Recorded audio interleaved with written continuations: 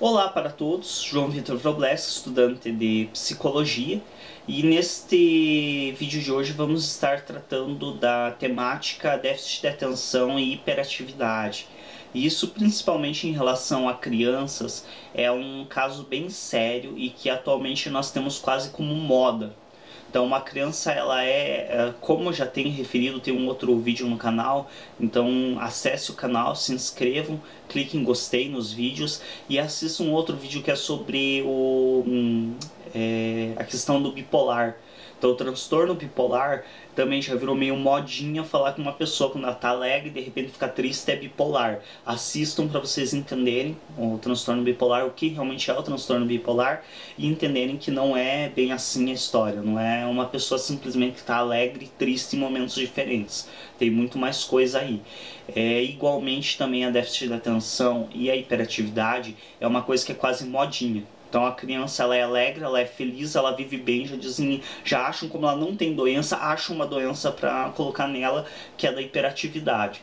Então é necessário se entender, a princípio, o que? Primeiro, criança é alegre, tem energia e tem disposição. Então ela dentro da visão senso comum de hiperatividade, a criança, ela é hiperativa já de nascimento. Porque ela está no pleno desenvolvimento, ela tem muita força, ela tem muita energia. Então a criança, ela é ativa por natureza. Então não é nada de se estranhar que uma criança corra de um lado para o outro, que uma criança pule, que uma criança tenha dificuldade em se concentrar nas coisas. Não é muito estranho isso, porque é comum da criança. Então a hiperatividade, ela pode vir com ela, de brinde, digamos assim, a déficit de atenção, que é a dificuldade em prestar atenção em uma mesma coisa. Porém, aí algumas coisas levam isso ao extremo, exatamente como no sistema do caso do transtorno bipolar. Então as pessoas, elas usam do senso comum para estar dando diagnóstico. E isso é péssimo, é abaixo do péssimo, isso beira o ridículo. Então assim, senso comum é importante. Eu tenho inclusive também um vídeo para quem for interesse, bem antigo, já tem que ir carregando mais, porque já com esse vai estar para mais de 130 vídeos que tem no canal. Então eu tenho um vídeo também que fala da importância, da diferença entre o conhecimento do senso comum e o conhecimento científico. Então o conhecimento do senso comum, ele é hiper importante. Porém, devemos distinguir que o senso comum é para dar um conhecimento inicial. Quem faz diagnóstico é o conhecimento científico. Então ninguém do senso comum, ninguém que não seja um psicólogo ou um psiquiatra, dá diagnóstico de transtorno bipolar, dá diagnóstico de déficit de atenção e de hiperatividade. Essa é a primeira coisa importante de destacar, porque é modinha das pessoas querer bancar médico. Não tem muita gente, e aqui eu estou criticando mesmo e pegando pesado, porque pessoas que fazem isso são irresponsáveis e realmente não tem um pingo de noção do quanto podem estar fazendo mal e prejudicando o indivíduo quando elas fazem isso. Então a pessoa não tem capacidade de estudar e virar médica, e aí ela quer ser médica e ela fica dando diagnóstico como se ela tivesse capacidade para isso. Então, hiperatividade e déficit de atenção não é você quem diz que uma criança tem. É um psicólogo, é um psiquiatra quem vai estar avaliando isso. Então é importante já destacar isso, porque é modinha uma criança ser alegre, agitada, já dizer que ela tem hiperatividade. Enfim, a hiperatividade, ela pode vir junto com ela déficit de atenção. Por quê? Porque como a criança, ela é muito ativa e ela tem muita disposição, muita energia e tá muito constantemente isso, ela automaticamente, junto com esse excesso de energia, ela tem dificuldade em se concentrar em algumas coisas, porque muita coisa demanda sentar, se acalmar, como eu estou fazendo agora para estar gravando esse vídeo. Então eu estou aqui sentado numa posição quase inerte, apesar de estar movendo as mãos, estar movendo o rosto, a cabeça, o restante do meu corpo está quase inerte. Isso para alguém que tem hiperatividade é muito difícil, porque é muita agitação, é muita energia, então a pessoa quer constantemente estar se mexendo. Isso gera dificuldade de se concentrar em uma coisa. Porém, a déficit de atenção não necessariamente traz embutido a hiperatividade. Então a hiperatividade pode trazer a déficit de atenção. A déficit de atenção pode vir junto com a hiperatividade, como já é a afirmação anterior, mas ela pode sim estar totalmente sozinha. Então pode ser que o indivíduo ele seja totalmente calmo, parado, e mesmo assim ele está fazendo uma coisa, que está gravando o vídeo, e depois, pois vou fazer uma coisa lá. E esquece do que estava fazendo aqui. Então a déficit de atenção ela pode sim vir separado da hiperatividade. A hiperatividade também pode vir separada da déficit de atenção, mas é menos comum, porque geralmente se o sujeito ele é muito agitado, isso já faz com que ele tenha como consequência uma dificuldade de se concentrar nas coisas. E quando que se torna realmente uma déficit de atenção? Quando que o fato de ser um pouco desligado, esquecer a chave do carro em cima da mesa e ir pro carro e só lembrar a hora que chegou lá que você está sem a chave, ou então ir para um determinado lugar e esquecer o que teria que ter levado, quanto que isso deixa de ser uma coisa de simples esquecimento, que pode ser simplesmente corrigido com a pessoa ter mais atenção, e quando que isso passa a ser um problema que demanda um acompanhamento psicológico. Quando isso passa a interferir drasticamente na vida do indivíduo. Então, quando, por exemplo, coloca ele em risco de vida sério, ou pessoas que ele ama. Por exemplo, aqueles pais que esquecem uma criança dentro do carro. Então, isso já está colocando em risco a vida do teu filho. Ou então pessoas que realmente esquecem muitas vezes de coisas importantes que podem gerar danos significativos à sua vida. Isso começa a fazer com que o simples esquecimento se torne uma déficit de atenção. Ou então, por exemplo, situações que é o mais mesmo dentro da déficit de atenção, quando o sujeito ele deixa de conseguir concluir um trabalho, qualquer seja esse trabalho. Então, quando ele começa, por exemplo, um vídeo desse e ele não consegue levar até o final, ele realmente desliga no meio e vai fazer outra coisa, ou nem desliga, sai e vai fazer outra coisa. Quando ele começa, por exemplo, a cozinhar o almoço dele e deixa lá o almoço queimar, esquece e vai fazer outra coisa. E isso começa a interferir de uma maneira drástica na vida do indivíduo, de um modo que realmente ele chega a não conseguir ter uma vida saudável. Aí sim se torna demanda de um acompanhamento psicológico a princípio. Então sempre a princípio psicológico, sem nada de medicamento, sem nada de intervenção medicamentosa. Para quem quiser entender melhor o que eu estou falando de intervenção medicamentosa, assista o vídeo anterior a esse, vai estar o link na descrição desse, que eu critico um pouco de estar enfiando remédio à toa no paciente sem estabelecer alternativas mais saudáveis e menos prejudiciais antes.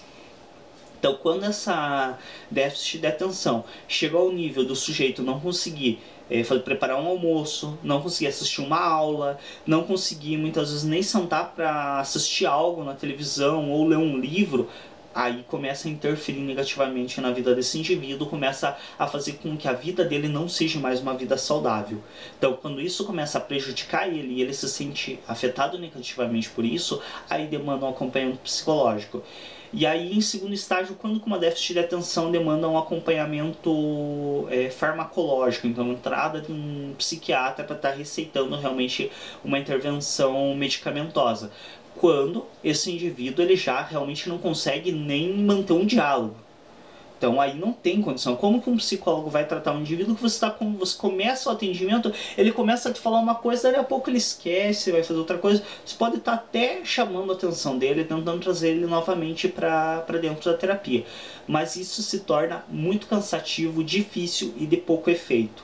Então aí sim, demanda também o acompanhamento de um psiquiatra, provavelmente se esse psicólogo for bom e for um profissional adequado da área, ele vai já dizer para esse indivíduo ou para quem estiver acompanhando, dependendo do estado que esse indivíduo esteja, ele já nem vai ter como estar realmente falando isso para esse indivíduo, porque o indivíduo vai esquecer. Então às vezes demanda que esteja sendo informado um familiar, olha, o paciente está em uma situação que não tem como fazer somente o acompanhamento psicológico, nós precisamos da entrada farmacológica para estar possibilitando a ele o mínimo de concentração para poder estar se concentrando na terapia, estar buscando movimentos e exercícios que aumentem a concentração dele, para aí sim estar diminuindo o medicamento. E quem vai diminuir o medicamento não é o psicólogo. O mesmo psiquiatra que receitou inicialmente vai ter que se voltar lá em uma segunda consulta, depois que esse paciente esteja apresentando melhoras, para que esse psiquiatra diminua esse medicamento. Repasse novas dosagens no caso. E em relação à hiperatividade, a hiperatividade é outra coisa, que é muito triste saber que enfia um medicamento assim calmante na criança à toa. Porque eu falo em criança porque geralmente a hiperatividade é mais comum de já ser tratada na infância, porque já é um período que naturalmente a criança lá é mais ativa que o adulto. Então, quando ela realmente é hiperativa, aí para pior. Então, quando que nós podemos dizer que uma criança é hiperativa? Quando ela corre pela casa o tempo inteiro? Não, aí a gente diz que ela é saudável. Se ela não correr, aí sim você tem motivo para levar para um médico. Uma criança correr pela casa, gritar, querer brincar o tempo inteiro, isso é perfeitamente natural da criança. Quando que uma criança é hiperativa e quando que isso deve ser buscado no acompanhamento psicológico?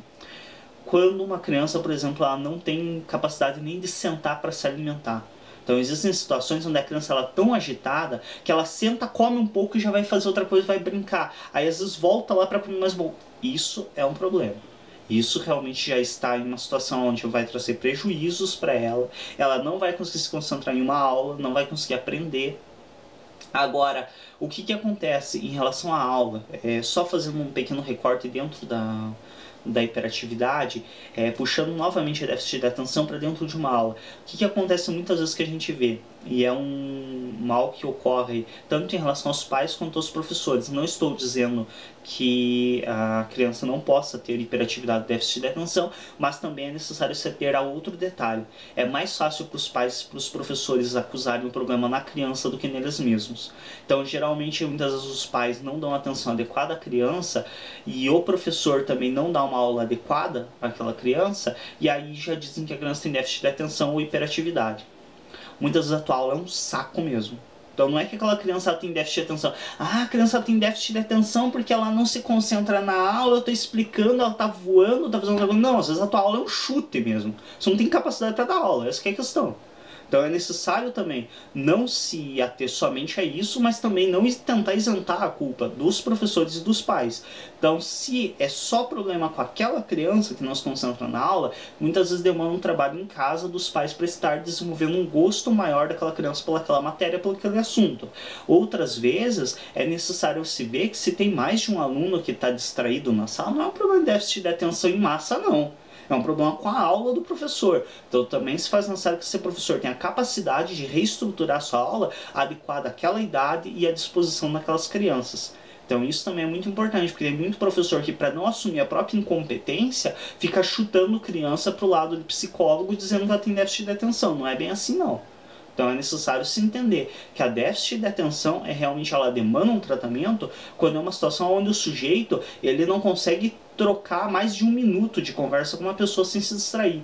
Então ele está conversando, daqui a pouco ele olha para o lado, pensa em outras coisas, nem está mais ouvindo o que a pessoa está falando. Aí sim é um caso de estar buscando um encaminhamento psicológico. Mas a criança, por exemplo, depois de uma aula de 50 minutos se distrair e fazer outra coisa, é mais do que comum. Nós mesmos, adultos, temos dificuldade de se concentrar muitas vezes em uma coisa de mais de uma hora. Imagina uma criança que tem toda a energia, disposição e atividade para estar interagindo com o mundo.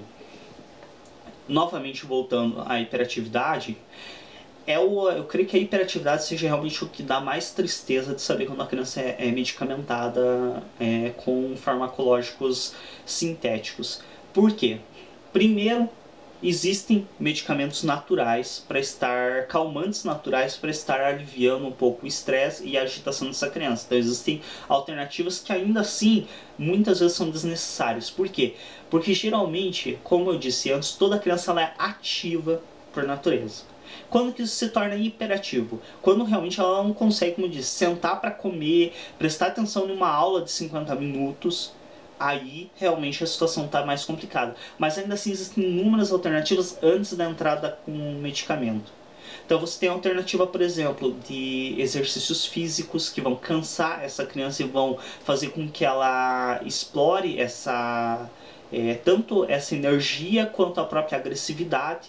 Então, por exemplo, lutas são ótimas. Eu já fiz karatê e achei excelente, porque o karatê ele é uma coisa que, além de quando o mestre é bom, além de você estar extrapolando um pouco de energia, está gastando a energia que você tem, você está condicionando o teu físico, então está adquirindo um físico melhor condicionado para o teu uso do dia a dia de trabalho, você condiciona também uma disciplina mental, porque o karatê ele tem muito dessa questão mental, de se disciplinar, ou seja, exercer a tua agressividade ali e não estar explorando ela em momentos inadequados, então você explora a tua agressividade durante a luta para não estar explorando ela durante uma brincadeira com um colega, durante uma conversa com pessoas. Então você vê que geralmente as pessoas que elas praticam, principalmente o karatê, elas tendem a ser, e quando são instruídas por um bom mestre, elas tendem a ser mais calmas, mais tranquilas, dificilmente elas estouram,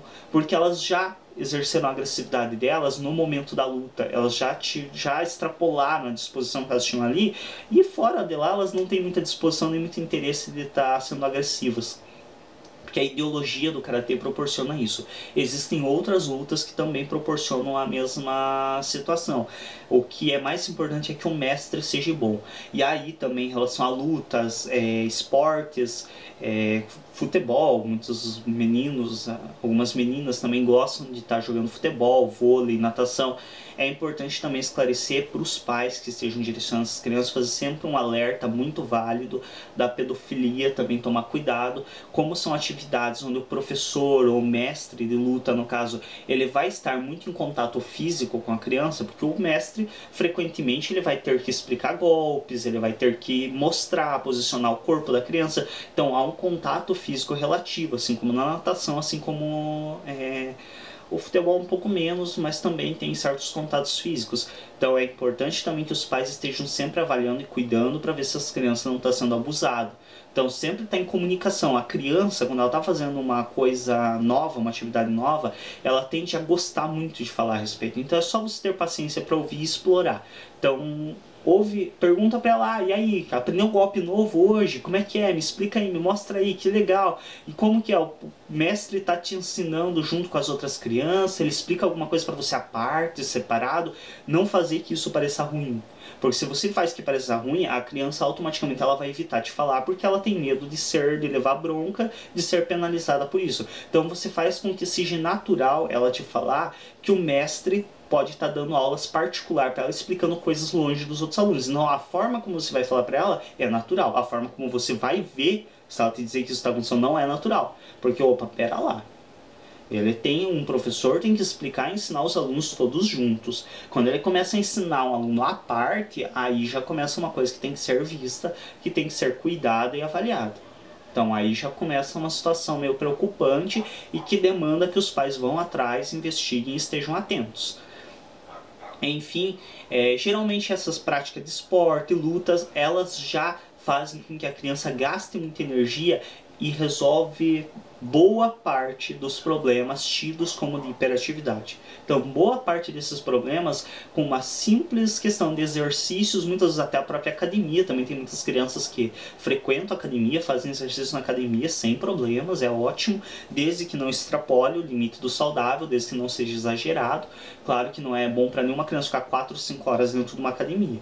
Então, 1 hora por dia de exercício é legal, é benéfico para o corpo. Quando começa a passar disso, tem que ser avaliado, tem que ser muito bem cuidado, e aí demanda também o acompanhamento de um profissional da área, que seria um personal ou até mesmo um médico especialista da área. Enfim, isso resolve boa parte dos problemas de hiperatividade. Então, por isso que eu digo que é triste e lamentável quando se receita medicamento para uma pessoa hiperativa, porque boa parte Os problemas se resolvem sem nem entrar em medicamentos naturais.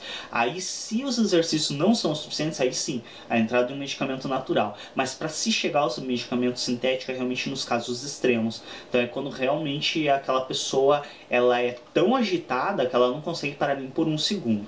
Aí realmente demanda a entrada de um medicamento mais forte, um medicamento sintético. Enfim, espero que isso tenha esclarecido algumas coisas. Espero que também quebre algumas questões de autodiagnósticos ou diagnósticos leigos, que isso é péssimo, isso é destrutivo. Então não é ninguém do senso comum que faz diagnóstico de hiperatividade e déficit de atenção. Isso é um profissional da área quem faz esse diagnóstico. E aí vão se ter vários parâmetros para ele estar fazendo esse diagnóstico. Se você discorda, fui num psiquiatra, ele disse que eu tenho déficit de atenção, me entupiu de medicamento, mas eu não acho certo tomar esse medicamento, então não vou tomar. Você está sendo um imbecil, literalmente, você está sendo um babaca. Porque se você vai num médico que estudou 5, 6 anos para estar medicando aquilo, o cara muitas vezes fez a especialização em psiquiatria, que é mais 1, 2 anos, então o cara às vezes estudou 8 anos para estar fazendo o que ele está fazendo. Se você discorda da opinião dele, você vai em outro profissional da área, não é você quem vai decidir se você vai tomar um remédio ou não. Para isso que você vai no médico. Então, você foi no psiquiatra, ele te receitou. Ah, não, fui no psiquiatra, mas ele me receitou 3 medicamentos diferentes. Eu acho que isso é abusivo, é desnecessário. Então eu vou em outro psiquiatra para ver o que ele me diz. E vou ser verdadeiro com ele. Chegar, olha, tal psiquiatra me receitou, ou não precisa dizer o nome também, né, do outro profissional, mas fui em outro psiquiatra, ele me receitou esses medicamentos aqui, eu não concordo, acho que são exagerados e quero uma segunda opinião médica. Aí sim o outro psiquiatra vai te dizer se você deve ou não tomar aquele medicamento. Agora, nunca se altera a dosagem de medicamento por conta, porque você acha que o médico te passou não é o correto. Nunca você deixa de tomar o medicamento sem informar o médico. Esse tipo de atitude é patética e ridícula. Então o cara estudou para o que ele está fazendo. Se você discorda da opinião dele, vai em outro que estudou para fazer o que faz. Se você não é formado na área de medicina, você não tem competência nenhuma para decidir se você vai tomar ou não o medicamento.